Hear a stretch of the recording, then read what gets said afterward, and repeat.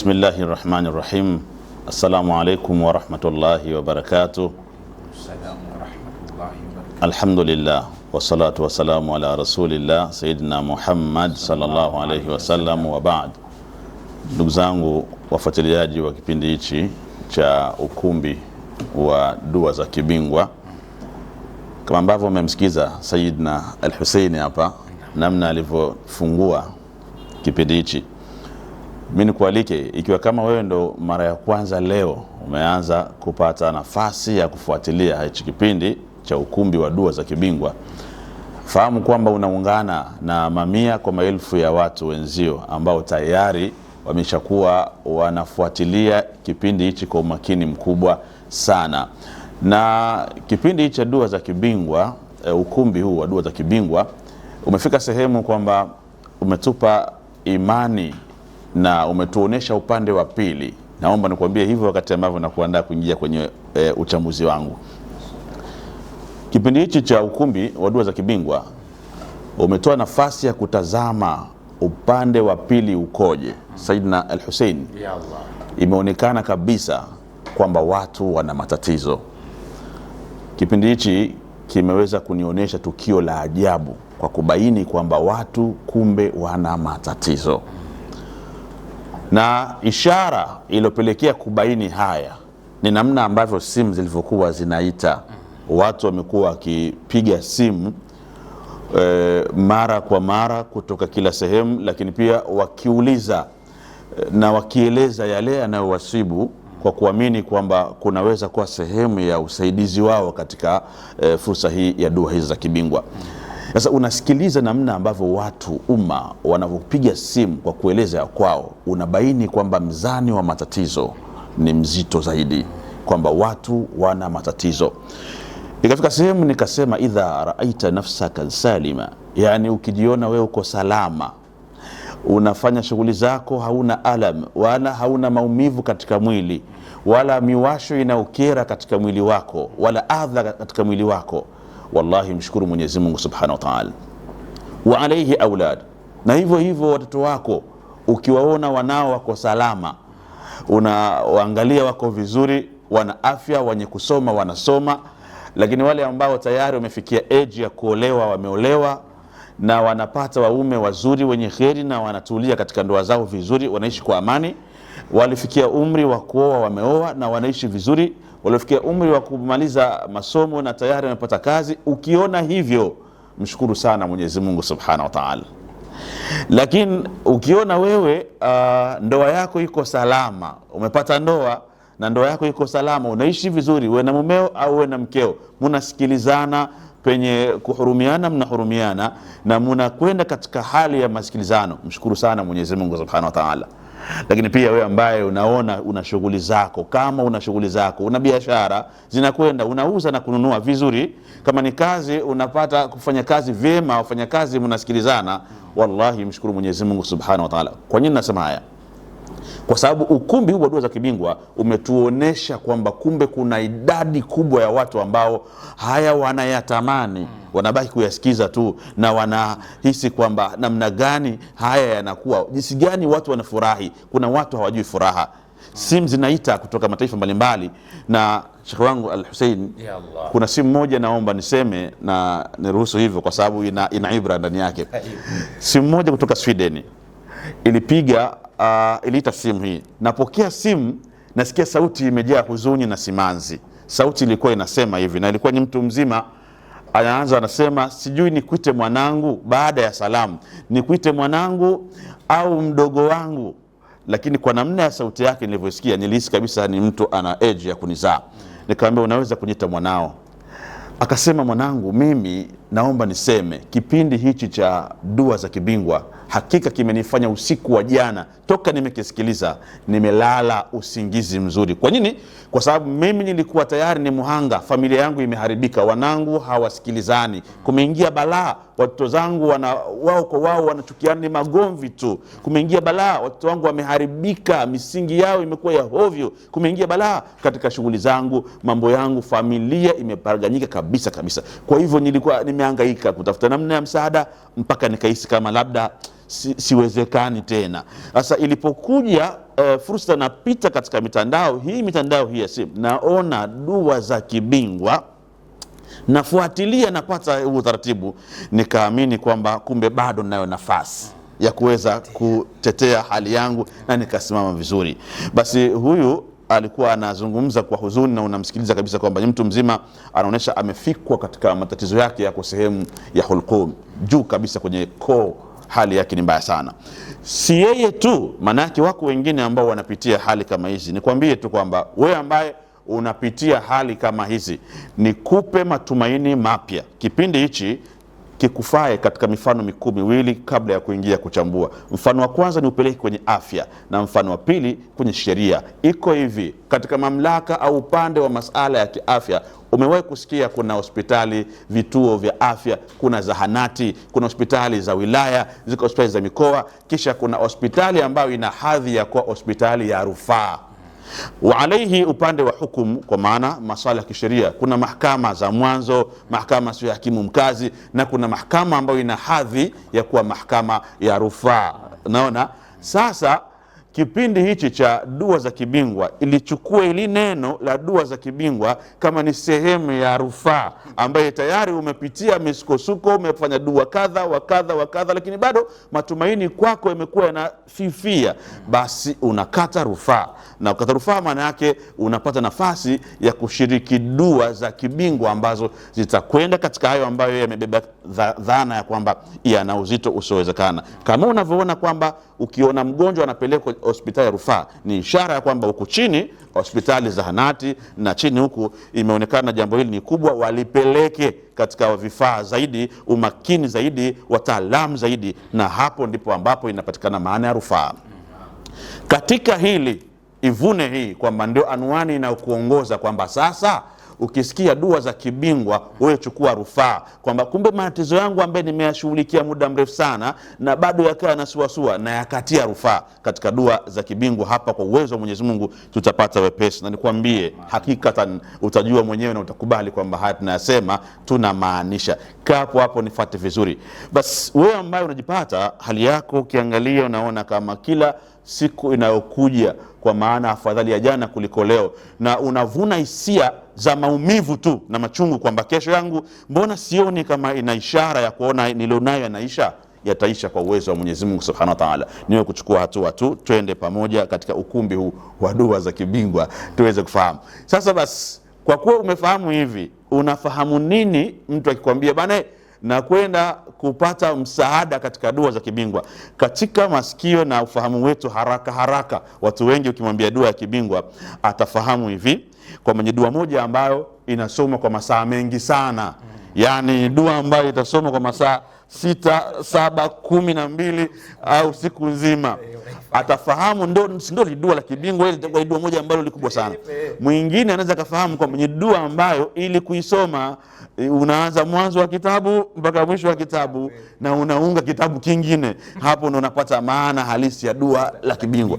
Nikwambie sivyo hivyo katika ufahamu ambao tunakusudia, bali dua za kibingwa tafsiri yake na mafuhumu yake hasa ambayo ikukae kichwani mwako, ukisikia tu hivyo uelewe hivi, ni kwamba dua ya kibingwa ni vile inavyoandaliwa.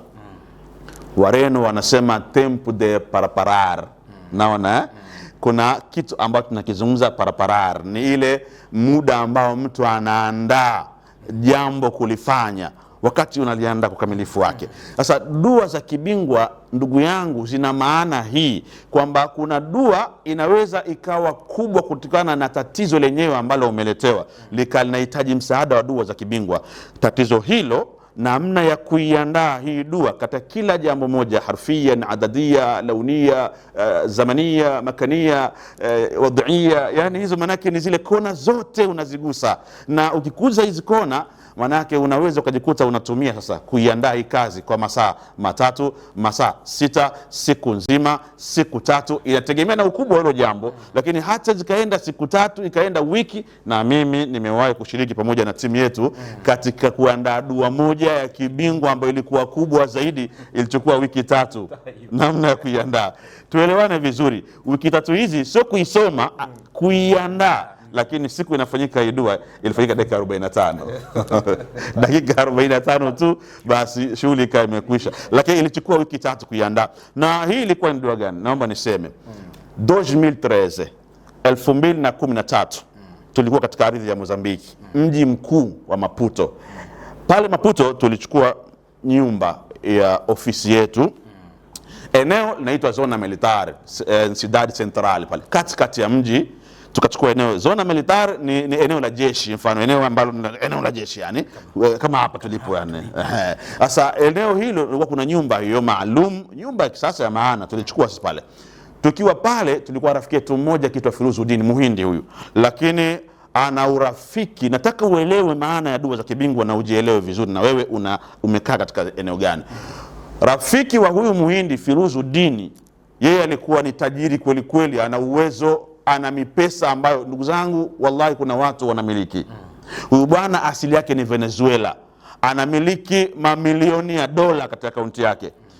Yeye na wenzake 4 kwa ukubwa wa akaunti zao, namba zinavyosoma za dola, serikali ya Marekani wakati huo 2013 kwa maana 2013 waliweka vikwazo zile akaunti zao, zilizuiliwa kwa ishara ya kudhaniwa labda wanatenda kazi haramu ya madawa ya kulevya. Na unajua Venezuela, Brazil ni ukanda ambao unajishughulisha mno na masuala ya madawa ya kulevya. Kwa hivyo wakahisi hizi pesa huyu mtu, hao watu wanamiliki akaunti hizi si bure bure, ni mamilioni ya madola huyu bwana anamiliki. Sasa zikapigwa pini zile akaunti zote, na yeye na wenzake 4. Lakini wakaanza kuhojiwa na tume ikaanza kufuatilia. Miongoni mwao kadhaa wakakutwa wana hatia na akaunti zikataifishwa zote.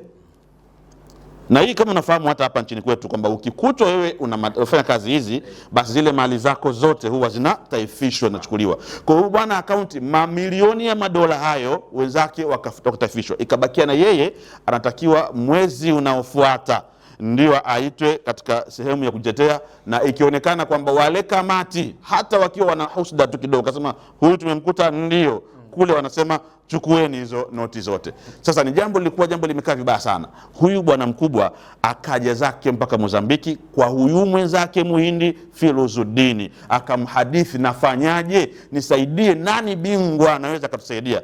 Firuzuddin akasema una bahati, yuko bwana Sheikh Sabas El Kubra kutoka Tanzania, yuko maeneo haya Zona Militari, ana mji wake pale, ana ofisi yake pale, twende. Ndipo alipokuja na shangaa, watu wamefika, anasema shekhe na mgeni huyu, lakini ana mtihani mzito, tumsikilize. Akaanza kunieleza, wanaongea lugha ya Kireno, akazungumza.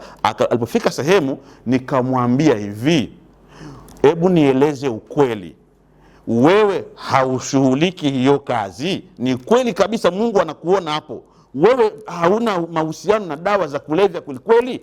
Kwa sababu isijefika sehemu mimi nikafanya, huenda kazi hii ya dua za kibingwa nikifanya kwa namna ilivyo, alafu wewe ikawa ni miongoni mwa watu wa madawa haya, inageuka kuwa ni laana kwako wewe mwenyewe, na inaweza kukushuti na ukashangaa zaidi. Licha ya wao kushughulikia, wao watakushughulikia kunyima akaunti, dua hii itakushughulikia wewe kuhakikisha kwamba unakuwa unaharibika kabisa hovyo, unakuwa mtu ambaye hujielewi. Kwa hiyo nikamuuliza, una uhakika? Ni vizuri lazima mtu uulize kwanza.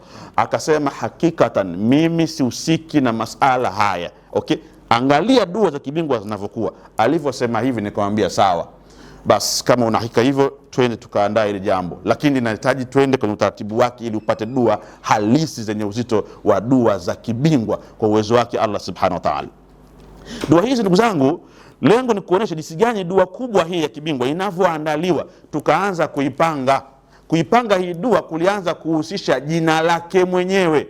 Unajua wenzetu wao wana majina kidogo magumu, jina lake nalihifadhi, lilikuwa jina gumu kidogo ambalo la Kireno, lakini pamoja na jina lake namna lilivyo tukaanza kuliratibu, tukaenda kuzifuatilia herufi zake kama tulivyoeleza kwamba dunia Allah ameipa dhamana ya Qur'ani, dhamana ya usimamizi wa mambo yanayoendelea katika ulimwengu mpaka siku ya mwisho katika vitu vikuu vitatu: herufi, namba na rangi. Vitatu hivi vina jukumu kubwa mno la kuendesha ulimwengu, maisha ya kila siku na kila kitu. Mimi na wewe na mwingine, fahamu, hatutoki ndani ya triangle hii ya utatu huu wa herufi, namba, rangi. Kubali ni hivyo, ukibisha ni mbishi tu, lakini itabaki kwamba ndivyo Mungu alivyoweka utaratibu huo. Sasa katika mazingira haya tukaanza kudeal na jina lake huyu bwana.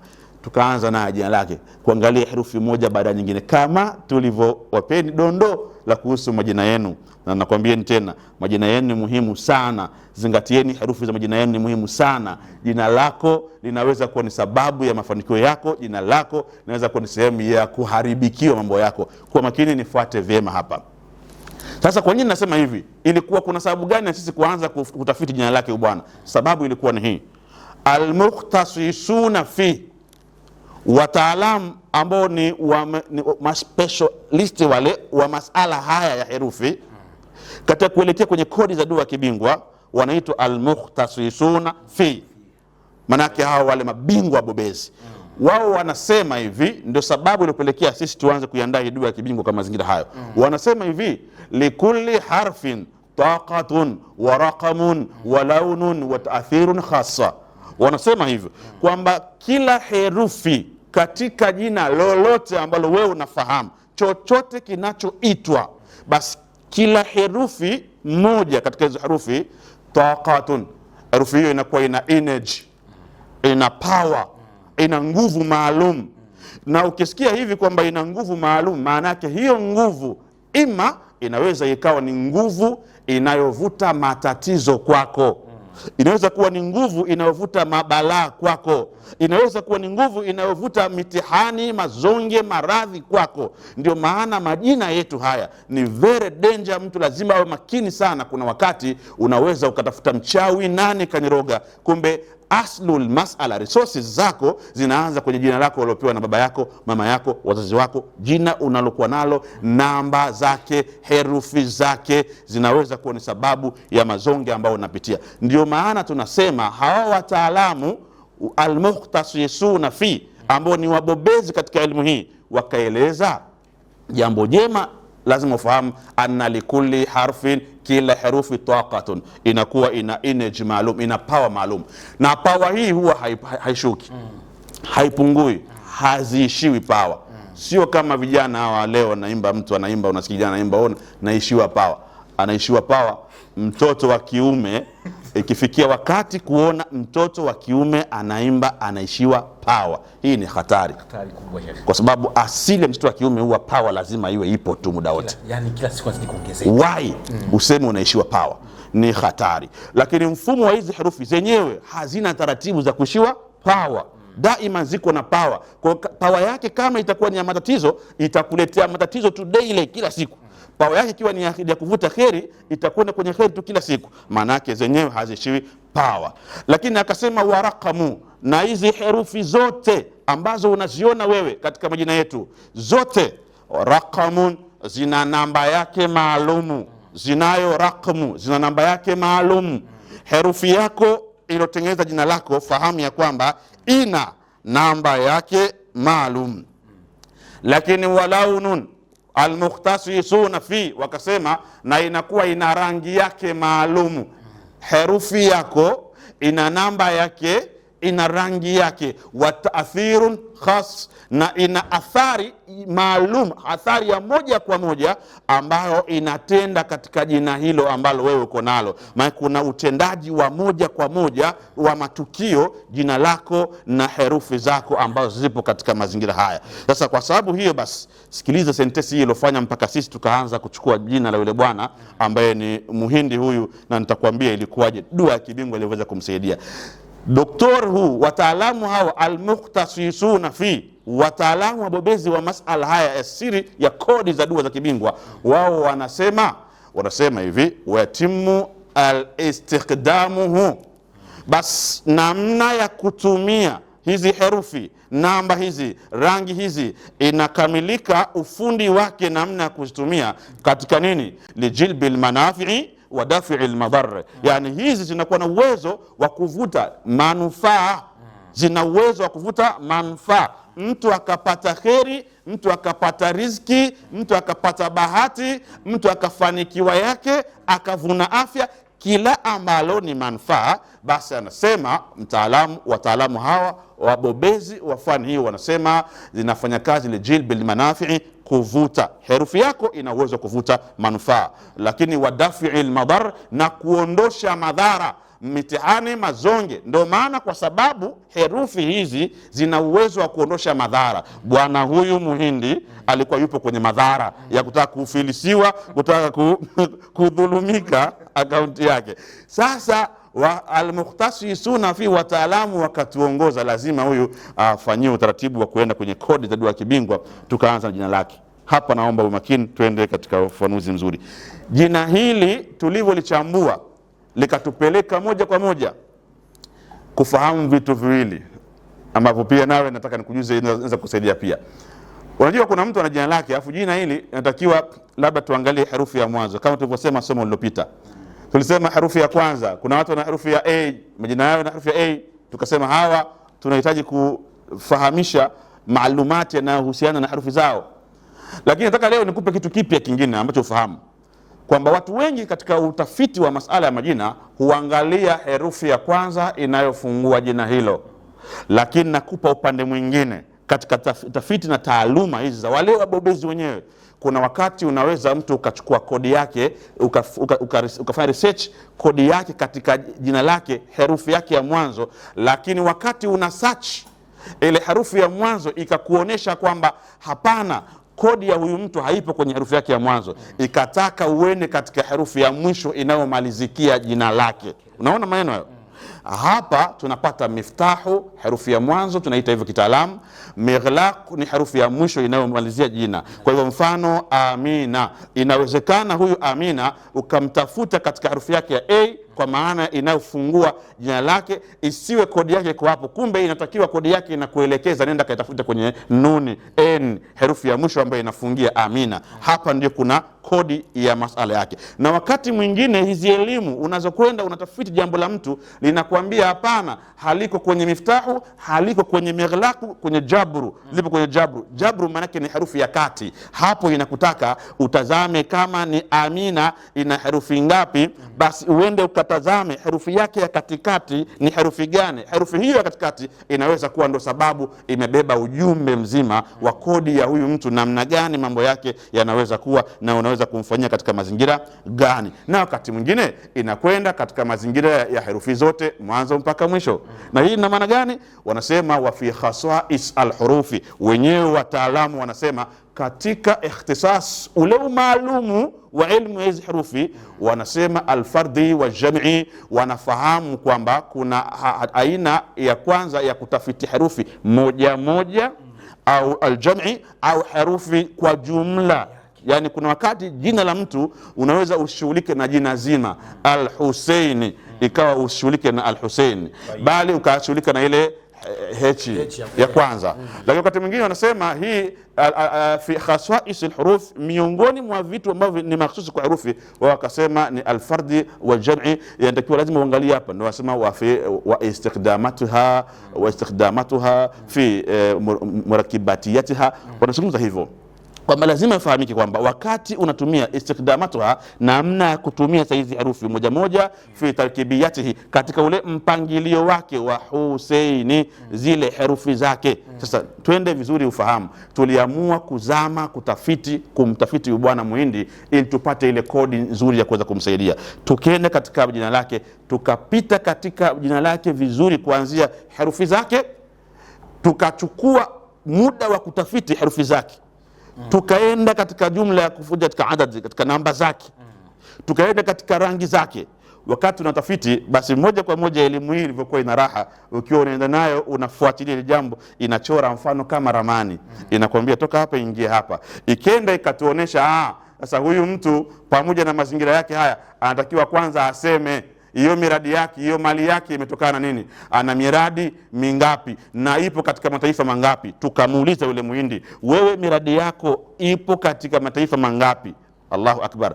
Yule bwana akasema, mimi nina miradi katika mataifa 19. Yaani mtu mmoja ana mamiradi katika nchi 19, na sio tu mradi labda kwa bakery kama mikate. Ni mtu ambaye ana mamiradi ya mamilioni ya dola kwenye kila nchi. Okay, sawa, tunakwenda tu katika kuendelea. Ramani, mifumo inatuambia kwamba sasa inatakiwa lazima ipatikane majina ya kila taifa ambalo huyu bwana miradi yake ndio ipo hapo, jina la taifa. Mfano labda na mradi Tanzania, Zambia, Kenya, Burundi, Uganda, basi inatakiwa yale majina ya ile taifa lazima yaje. Yule bwana kwa kiwewe cha kwamba jambo lake ni zito akasema, Sheikh, hatuwezi kwenda kwa huko, twende kwenye kila taifa. Nikamwambia hapana, muda ni mdogo. Sema twende kwenye taifa lote moja mpaka 19, tutachelewa. Nikamwambia wewe piga simu au tuelekeze hapa, andika hapa tupate majina ya mataifa hayo. Wa alaihi ikaendelea kutuelekeza pia si majina tu ya taifa, bali jimbo au mkoa ambayo ndio hiyo biashara zake miradi inapatikana hapo. Mfano Dar es Salaam au Dodoma, tukamwambia na hayo pia uyalete majina yake. Si hivyo tu, mkoa au jimbo ikataka mpaka wilaya ambayo ndio majambo yapo. Mfano Temeke, lete majina hayo, yakaletwa pale. Unaendelea kutafiti, lengo uone kwamba dua za kibingwa kumbe zinakuaje. Namna inavyochukua muda mwingi ni kuiandaa, sio kuifanya, ni kuitarget. Kwa hivyo tukaja na majina yote hayo, alafu baadaye ikaja ikaonesha hapa anatakiwa sasa kwenda katika mji ambao yeye anaishi na katika eneo ambalo ndio base yake kuu, ambao yeye ni Venezuela, lakini mji ambao alikuwa anaishi ilikuwa ni Valencia. Ndipo ikafungwa safari. Hapo tayari wiki na nusu imechakatika Maputo katika kuseti majambo. Maana yake una seti mpaka akili inachoka, unahisi kama kichwa kinapata moto, inabidi uache kwanza, ulale, upumzike kidogo, alafu baadaye uanze tena. Na wakati mwingine inabidi uanze mwanzo, urudi mwisho, urudi tena mpaka mara 3 ili uhakikishe kwamba nikipiga hapa nipige on target. Ndio kazi inakuja dua za kibingwa hapo. Kwa hiyo tukenda tukachambua, ikalazimika tuende sasa Valencia. Katika mji wa Valencia tukaondoka zetu mpaka pale Valencia. Ndugu zangu, kufika pale majambo yanaonyesha kwamba hapa tupite kadha. Tukaanza kuseti mipango pia pale, tukaseti mifumo. Kumbuka muda wote huu sio dua inafanyika, dua bado. Tukaseti mpaka wiki na kidogo pale Valencia. Sasa tukamwambia setting kuu, kuripua mzinga. Walipulia wapi? Tulipoanzia. Wapi sasa? Maputo. Na hii ni kawaida sisi tulivyo. Setting ya dua za kibingwa kama inasetiwa hapa. Ukitaka mtu aje kwenye nchi yako, maeneo yako, anakuja kuseti formula, system. Mzinga unafyatuliwa hapa tulipo, kwa sababu kuna zana maalum ambazo huko huenda zisiwepo. Naona bwana. Sasa tukamwambia tayari hapa twenzetu, tukarudi mpaka Maputo. Fika Maputo tukamwambia sasa tufanye kazi. Kazi imefanyika dakika 45. Ndio dua inafanyika. Yeye bwana anatetemeka kwenye dua wakati anatiania. Unamhisi ile kutetema kwake ni ile hofu kwamba itakuwaje? Mzigo huu utakwenda au vipi? Naomba tulia. Hii wareno wasema perla kalima la kalimar. Você patrão kalima la. Não pode fazer assim, kalima la, tulia, fanya subra. Akatulia. Tunafanya dua, tunamaliza pale, tunamwambia imbakia wiki moja aende akafanywe ile mchujo wa kufuatiliwa kwamba yeye yumo au hayumo. Anakwenda Venezuela, wanakutana, anaangaliwa, majibu yanatoka kwa uwezo wa Mungu. Anaambiwa huyu bwana akaunti yake iko salama, hajahusishwa na madawa kabisa ya kulevya, na anaachiwa huru ile akaunti. Miongoni mwa watu walinishangaza katika shukrani yao, huyu bwana aliamua alinunua bodaboda, pikipiki 1000 akazituma katika nchi ya Mozambiki. Container zimekuja ambao zina pikipiki 1000, na hizi anazituma kwa nembo ya Sheikh Sabas El Kubra. Tukazipokea na Congress Islamic de Mozambique, baraza kuu la Waislamu wa Mozambiki. Tukapokea hizi pikipiki katika ardhi ya Maputo, zikatawanywa. Pikipiki 1000 zilikuwa aina ya lifu, kule wenzetu wanatumia zaidi aina ya lifu. Tukazipokea pikipiki 1000, moja mpaka 1000. Akasema hizi nataka zigawanywe kwa mashehe katika misikiti mbalimbali, maimamu, lakini pia waadhini, maustadhi. Tukafanya kazi ya kutawanya katika nchi ya Mozambiki sehemu mbalimbali mpaka kuja kwenye Cabo Delgado kutawanya hizi pikipiki ambazo tukafanya hivyo, ikiwa ni sehemu ya shukrani yake yeye baada ya matokeo ya dua za kibingwa, namna ambavyo zilivyoweza kufanya maajabu. Ndugu yangu, dua ya kibingwa ikukae akilini mwako kwamba sio muda mrefu wa kuisoma, ni muda mkubwa wa kuiandaa. Kwa maana hiyo, kuna wakati dua hii ya kibingwa inaweza ikateki muda, ukabidi uache mambo yako, uache shughuli zako. Ndio maana dua hii ya kibingwa, nasema wazi, yoyote ambaye anahitaji kufanyiwa dua ya kibingwa kama hii, basi lazima ajiandae.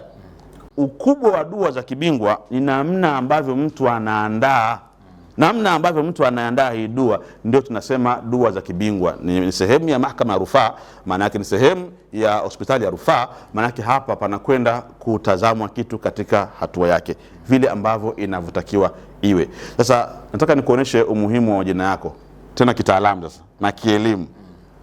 Kuna mtu yuko hapa majina yake yanamtesa, yanamsumbua, na tusifanye maskhara kwenye majina.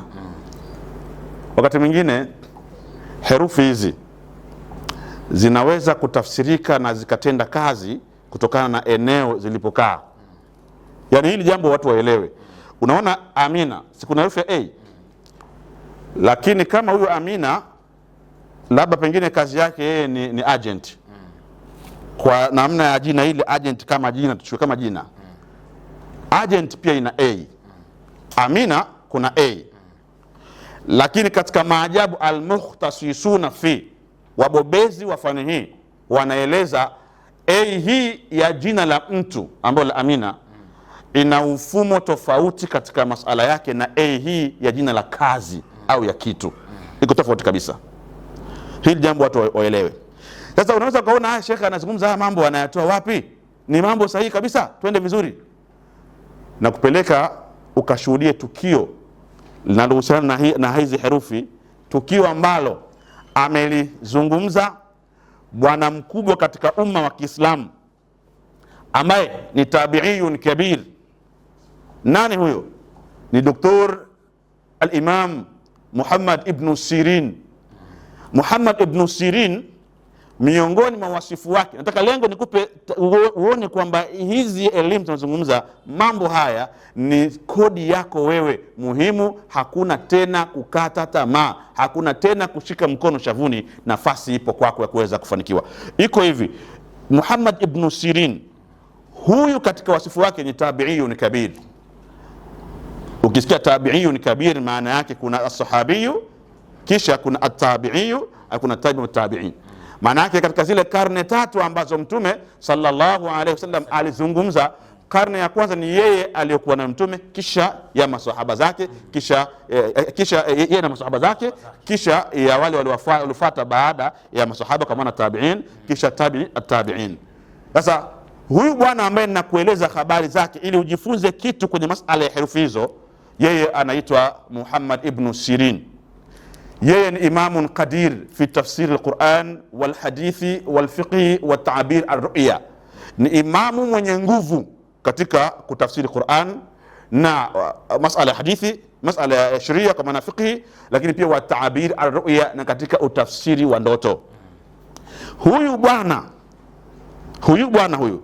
ni tabi'i ambaye amesoma kawakuta masahaba, ameishi na masahaba na amesoma kwa masahaba chungu nzima. Miongoni mwa hao aliosoma kwao, amesoma kwa Anas ibn Malik, kasoma kwa Zaid ibn Thabit. Huyu ni ibn ammi wa Sayyidina Umar ibn Khattab, na ni shemeji yake kwa sababu ndio alimuoa Fatima, dada yake na Umar ibn Khattab.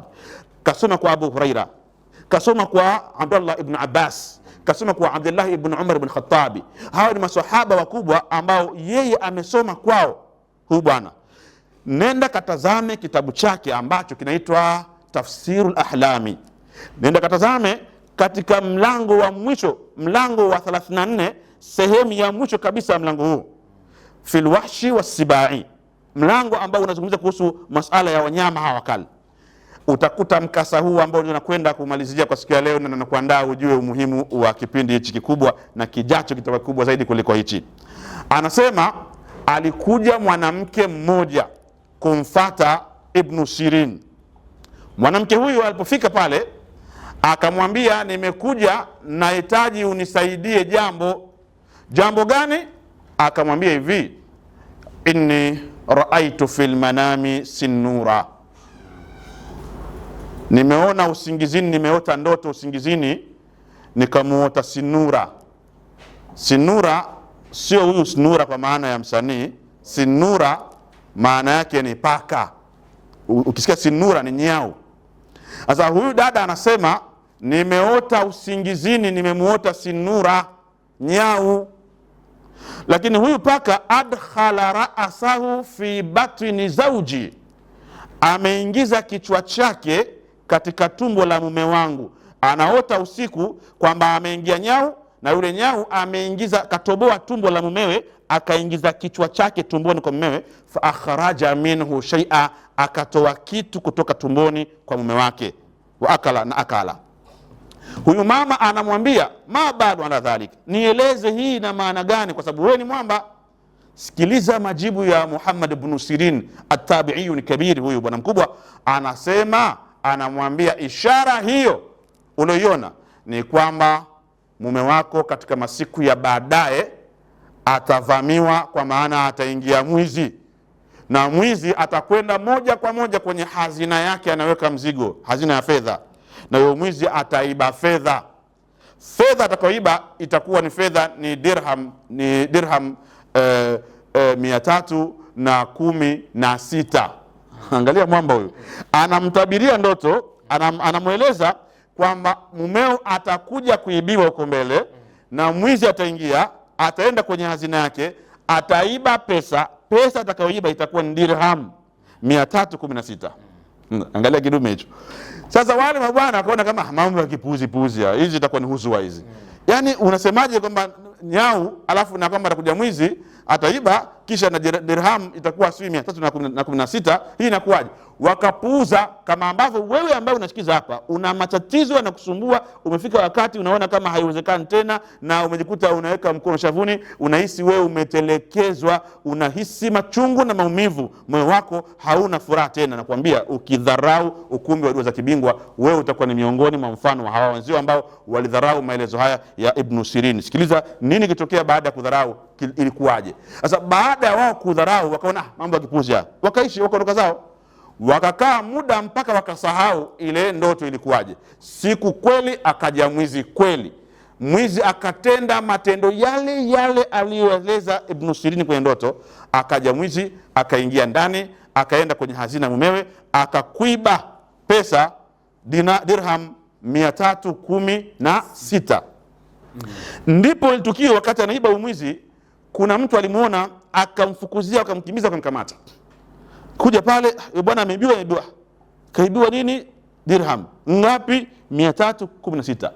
Ndipo kama kumbukumbu zikawajia mkewe, akasema mume wangu, hizo ile ambayo alisema Ibn Sirin, kutafakari hivi ni kweli? Ndio akamfuata sasa Ibn Sirin, bwana tumekuja, hebu tueleze ilikuwaje ile ndoto ulivyotuambia vile, tulidharau tukapuza, leo mbona imekuwa ni kweli, ulijuaje haya mambo?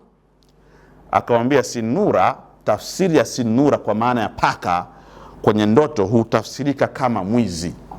Sinura ni mwizi, ni lisu. Lisu maana yake ni mwizi. Kwa hata mtu akiitwa lisu katika nchi yote, maana yake Kiarabu chake, Kiswahili chake ni mwizi.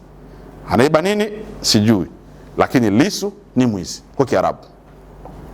Sasa akasema tumbo huwa lina tafsiri ya hazina, sehemu ile ya hazina ndo tumbo. Kwa kuwa amekuja Sinura, paka ambaye ni mwizi, na akaingiza kichwa kwenye tumbo la mumewe, maana yake akaingiza, ni maana yake ameingiza mkono kwenye hazina ya mumeo, na wa akhraja minhu shay'an, akatoa kitu, maana yake atakuiba zile pesa zilizoko ndani ya ile hazina. Ndio maana nikawaambieni mtaibiwa kwa mazingira haya. Na dirham hizi 316 maana yake nini? Kidume akashuka. Ndipo hapa nipokwenda napataka mimi hapa. Akasema Sinura, jina hili Sinura lina herufi 4, sin, nuni, waw na re. Kwa maana sin ni s, sawa nun ni n, haya, lakini waw ni w, haya, nun re ni r. Kwa kumbe jina hili lilikuwa lina Sinura, lina s, NWR. Sasa bwana mkubwa huyu anatafsiri, anawaambia sababu ya kujua kile kiwango cha kuibiwa kitakuwa ni dirham 316 ni kwamba sin, herufi ya sin namba yake ni 60. Naona mambo hayo. Herufi ya sin namba yake ni 60. Nun ni 50. Andikeni hapo ikiwezekana. 110 sawa Wao ni 6. Ni na ngapi hiyo? 16 Haya, re ni 200. Nakujaje hiyo? 316. Asante. Akasema kwa sababu jina la Sinura hesabu zake zinakuja 316, maana yake huyu Sinura ndio mwizi mwenyewe. Akiingiza mkono mule atakuiba dirham 316. Ndio maana mimi nikafahamu haya na nikakwambieni hivyo, na ndivyo ilivyokuwa. Ishara ni kuache kwamba leo kipindi hichi kinakutaka uendelee kufuatilia. Bado niko na nyinyi. Lengo langu mimi msifanye haraka, kwa sababu majina yenu hayo, herufi zenu hizo lazima tuzikute moja baada ya nyingine, tuchambue kwa utaratibu mzuri ili mpate kuelewa. Na ukihitaji huduma za dua hizi za kibingwa unazipata. Maana yake ni kwamba ujipange, ujue kwamba unakwenda kukata rufaa kwa idhini yake Mwenyezi Mungu Subhanahu wa Ta'ala, na wala mtu aseme kwamba hii itakuwa jambo lifai. Sisi tunasema hivi, numathilu al-ma'rufa, numathilu al-majhul bima'ruf, wala numathilu al-ma'ruf bimajhul. Yani kwa hivi, mtu anaweza akafafanua ujinga kwa elimu. Ndio maana hii maneno kwamba tunafafanua na kuchambua ujinga kwa kutumia elimu, lakini hatuwezi kuchambua elimu maarifa kwa kutumia ujinga. Kama mtu si wa haya mambo, atakuwa ni sawa sawa na kusema yeye ni jahil alafu anachambua, yani yeye ni mjinga alafu anachambua elimu. Katika utaratibu kitu hakipo. Ni elimu ndio inaweza kuchambua ujinga. Ujinga hauwezi kuchambua elimu. Hakuna hicho kitu. Numathilu al-majhul bima'ruf wala numathilu al-ma'ruf bimajhul. Hiyo ndio kauli yake. Na tunasema la taqul kullama ta'rif, fa'rif kullama taqul. Usiwe ni mwenye kusema kila unachokijua, bali jua kila unachokisema. Mimi najitahidi kujua kila ninachokisema. Hussein, tusimalize. Mwisho wa kipindi hichi ndio mwanzo wa kipindi kijacho, tutaanza hapa. Bado nahitaji majina yenu, herufi zenu, rangi zenu, namba zenu, lazima mzifahamu na mjue wewe uko sehemu gani. Jabru, Mighlaq, Miftah, lazima mfahamu mifumo halisi ya kufumua dua gani, majina gani ya Mungu wako mwafaka, dua gani kwako na namna gani. Njia zile tutakwenda kuziandaa. Inawezekana wewe mwenyewe ukaandaa mwenyewe kama utaweza, kwa sababu unajua mtu akiwa amezoea kusoma Qur'ani vizuri husoma ile dua kwa spidi, na ukiwa wewe ukosema vizuri utafanya ile tahaji ile bismillahirrahmanirrahim. Haya, unaambia usome Yasin, unaweza muda gani? Kama ndo usome ndio huo sasa, ya Yasin wal Qur'an. Sheikh, inaweza siku kaisha siku inaweza faje ikaisha siku kwa hapo. Maana ni kwamba ukitaka mwenyewe upite mipito pita, mambo yako vizuri, lakini unaweza pengine ukachukua mwezi hata miezi miwili. Lakini into shekelin nasa tagaram sama, na ikifika sehemu ukasema matatizo yangu ni mazito, yanataka rufaa ya kibingwa, piga simu ziite kama wenzio wanapiga simu sana watu na wanaeleza, na tayari ya kwao yanapangwa. Iko dua moja tunaipanga Sheikh Hussein hii hatari.